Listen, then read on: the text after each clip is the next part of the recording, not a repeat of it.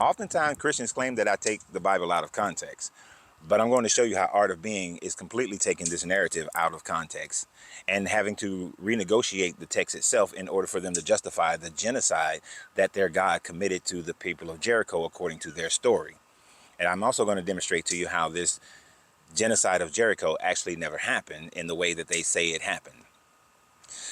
But first, let's look at what they're saying. They're saying that when I talked about the genocidal maniac of this God and him going in and genociding the people of Jericho, that this God to them was passing judgment on Jericho because they were doing animals, they were having sex with animals, participating in bestiality, and they were sacrificing children, which is the Molech sacrifice. They are taking this completely out of context to say that this was this God's judgment on the people of Jericho and that the people of Jericho had 400 years to get their life right, to stop doing these things. But there's a problem with that as well. So they're saying that this is why, that this God was passing this judgment. All right. Now, the text that they get this from is in Deuteronomy. It tells the same. It has the saying that where this God is saying that, hey, when I give you this land that you are to possess. So right there, just in the land that I'm giving you to possess, this is based on the promise of Abraham, Isaac, and Jacob that they will inherit this land.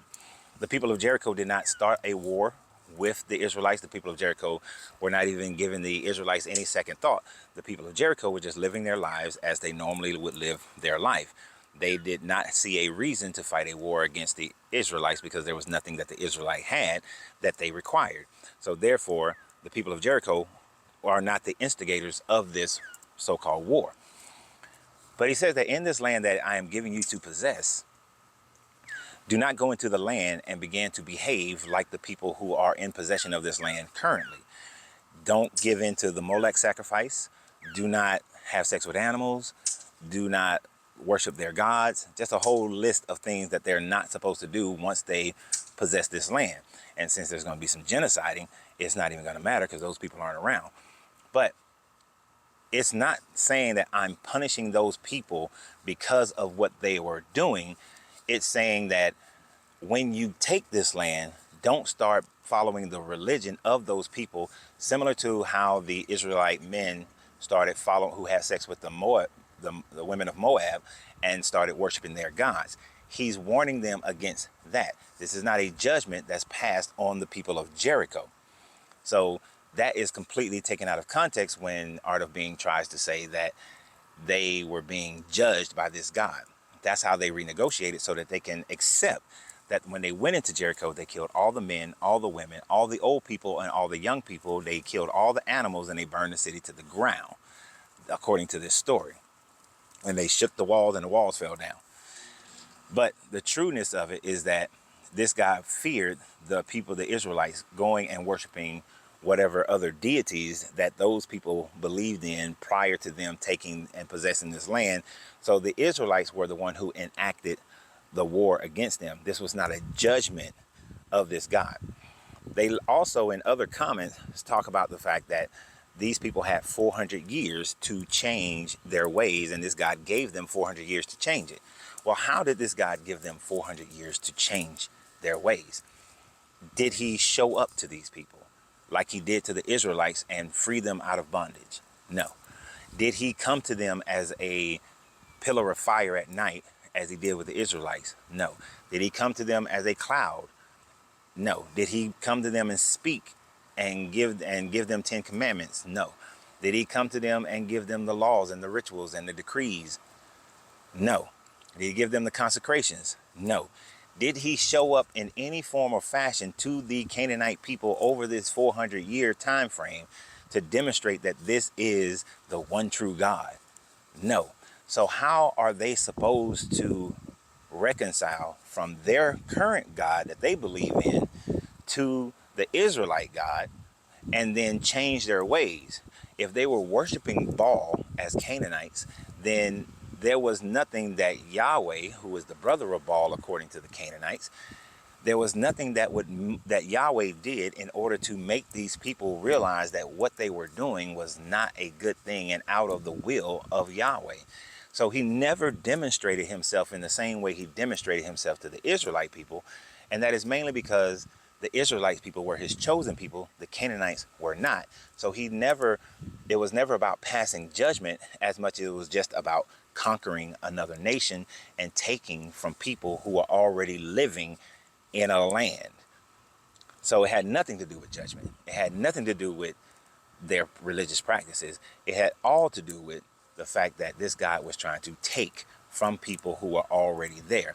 Now, the real thing is, historically, is that based on this account, the children of Israel came into this land in and around 1200, 1300 BCE.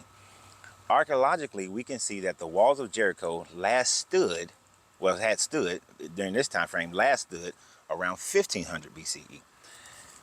The walls of Jericho had been down for hundreds of years prior to any Israelites coming into Jericho according to the biblical timeline. Therefore, in these 1200 BCE time frame, when they would have come to Jericho, there would not have been any walls, because the walls of Jericho were not rebuilt until around 1000 or 900 BCE. So therefore, there were no walls to come down. They're walking around in a circle with the Ark of the Covenant and blowing trumpets and that sort of thing.